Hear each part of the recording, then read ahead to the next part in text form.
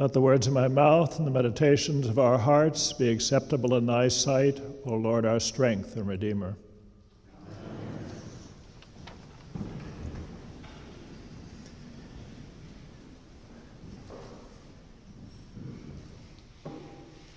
Good morning, St. David's. We remember today a faithful prophet and judge from the Old Testament. And I also want to look at a prophet of America whose birthday, or I'm not sure if it's his birthday, but we celebrate tomorrow.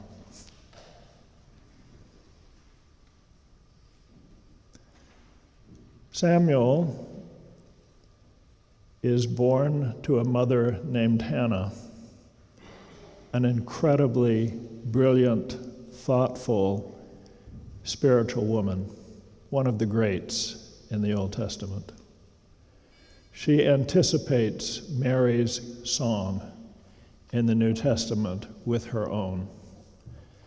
She is a barren woman who comes before God in the worship place and beseeches God to give her a child, pledging that if she does indeed receive this child, she will bring him for service in the holy place.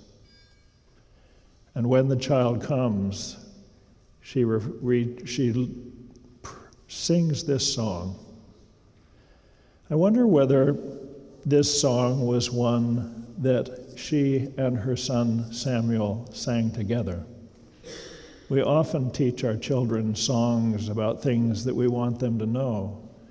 The Wesley brothers understood that we learn theology by singing the theology and being caught by the tune and remembering the words. That in singing these things, they go deeper into the heart than if we just learn these things cognitively. So he lives at his mother's knee for his first 6 years. And then in either an act of great stupidity or an act of incredible faith, she takes her son to a broken down priest and judge named Eli to live with him in the temple for the rest of his life. Not with Eli, because Eli doesn't last that long, but Samuel lasts that long. Samuel is there with Eli. Samuel sleeps in the room where the Ark of the Covenant is, the holy place, where the 10 Commandments of Moses, the second set, the ones he didn't break, the rod of Aaron, which budded at one point, and manna are in that ark. It is a symbol of Israel's faith. One night while he's sleeping, he hears a voice call him, and knowing that Eli is the only other person in the building, he goes, as he should, to Eli and says, "Here am I, you called me." We've already learned it by this point that Eli's vision has failed and he can't see. Not only his eyesight, but also his ability to know the voice of God when it comes. And so the voice of God is rare during the rule of Eli, and the vision of God is seldom heard. Samuel goes and lies down again, hears the same voice a second time, and gets the same response from Eli, and then a third time hears it. And then something in the back of the cobwebs of Eli's mind remembers that God used to speak to him at one time. And so he sends Samuel back into the holy place and says to him, "When you hear the voice again, say, 'Speak, Lord, for your servant is listening.'" Not listening only, but ready to obey. I have a feeling that singing at his mother's knee the song has taught him about the possibility of prayer, but he's not yet met God until this moment. And suddenly God is somehow visible to him, and God speaks to him in the silence and tells him about what's ahead for poor old Eli, who has failed in his leadership.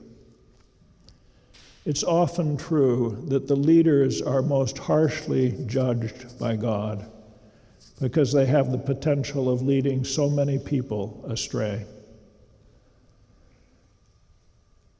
Eli will go down into judgment, as it's foretold this day. But Samuel, going forward, will be remembered by Israel as a person of incredible faith and just judgment of the people of Israel. And no word of God that he's given will fall to the earth. So he will speak always what he's given to speak and live a life of faithfulness and insight for the rest of his life. He will warn Israel not to go the way of the king, and Israel will demand it, and God will relent. And it will be great, it will be part of Israel's ruin that they embrace the ways of the nation. But not because Samuel, has not called them to be different. For a generation, this church observed a leader of faithfulness who did not allow the words of God to fall to the earth, but spoke them faithfully from this pulpit. And now he has moved to another space and another place, and the Lord is calling him to something different.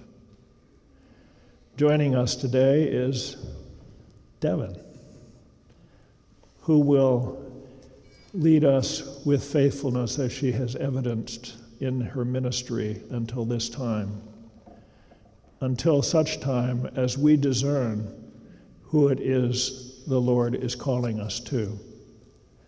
I would think that knowing the faithfulness of Samuel, we would want to look for the same sort of faithful leader we saw before, not another Frank Allen, but someone who hears the words of God and speaks them with integrity to the people of God. When Rachel and I were dating over 50 years ago, we received really good advice from a professor at our school who was teaching a marriage class that before one marries, they should study the good marriages that they see around them so that they know what they look like. And so we entered into a discipline of studying marriages around us, and it stood us in good stead so that we celebrate 50 years this year of rather joyful marriage this whole time, raising 3 sons together. I'd like to be able to say that Samuel's faithfulness extended better in caring for his family than Eli did. But unfortunately, it's not so. They had the same difficulty with their sons. It may be that they were preachers' kids, and if you've been a preacher's kid, as I have, you know the difficulties of such a life. But whatever, whereas it deterred Eli from speaking the truth, it did not deter Samuel. Tomorrow we celebrate Martin Luther King, a prophet in our own time, also nurtured and cared for by a faithful mother. Not only one faithful mother, but 3 generations of faithful pastors, serving at least 2 of those in the same church in Atlanta, Georgia, working to bring justice and compassion to undo the ancient wrong of slavery. So that it wasn't surprising that the call on Martin Luther King was the same, that he captured in himself the wisdom gleaned by generations of pastors that worked for the same issues of justice with compassion. He spoke with such clarity that we remember his words. We don't remember the words of many sermons, but we do remember I have a dream. He started badly that day. He was a bit stressed about what was taking place. Standing behind him was a great singer of spirituals named Mahalia Jackson. And she said to him, "Speak your heart, Martin. Speak your heart." And that's when the I Have a Dream began that so captivated us. I'd like to say that Martin Luther King was a faithful, unbroken man, but we know that's not true. He did, however, not allow the word of the Lord to drop to the ground, but spoke it faithfully even at the risk of his own life. And in his martyrdom opened to this country the possibility of becoming a country that undoes its besetting sin of slavery and finds a place for equity and justice for all. His life was taken from us too soon, but others have stepped into the gap. There's a significant mentor that he had named Howard Thurman. Do you know that name? Anyone know the name Howard Thurman? He was chaplain at Howard University for quite some time. Well regarded. In fact, long after he left, they created a center called the Howard Thurman Center, which became a center to think on these matters of integration and equity and justice. Still exists today.